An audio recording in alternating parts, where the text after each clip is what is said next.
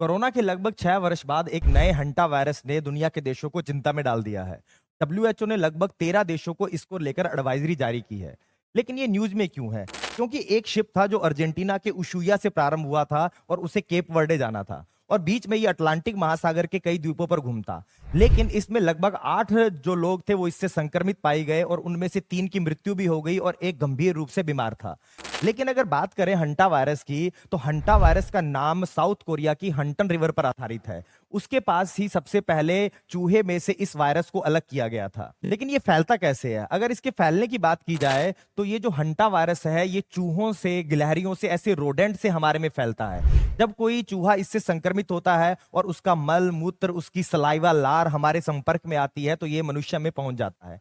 इसके अलावा इन सब के सूखने से जब इनके कण हवा में होते हैं, तो ये हवा से भी हमारे अंदर आ जाता है। लेकिन इसका मनुष्य से, जो मनुष्य में संक्रमण होता है, वो बहुत ही कम होता है। ये बहुत तेजी से नहीं फैलता।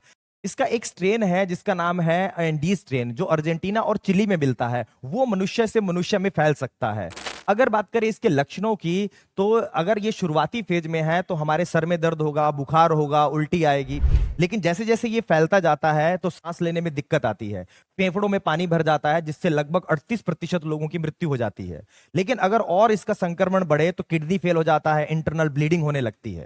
लेकिन अगर कोरोना से इसकी तुलना की जाए, तो कोरोना बहुत तेजी से फैलता है, लेकिन हंटा वायरस तेजी से नहीं फैलता। लेकिन हंटा वायरस में जो मोर्टेलिटी है, जो मरने की जो दर है, वो कोरोना से कई गुना ज्यादा है। इसमें लगभग 40% लोगों की मृत्यु हो जाती है, जबकि कोरोना में सिर्फ 1 से 2% लोगों को ही मृत्यु थी। लेकिन दोनों के दोनों जो है वो जानवरों से मनुष्य में होते हैं। साथ ही दोनों के दोनों हमारे रेस्पिरेटरी या श्वसन तंत्र को प्रभावित करते हैं।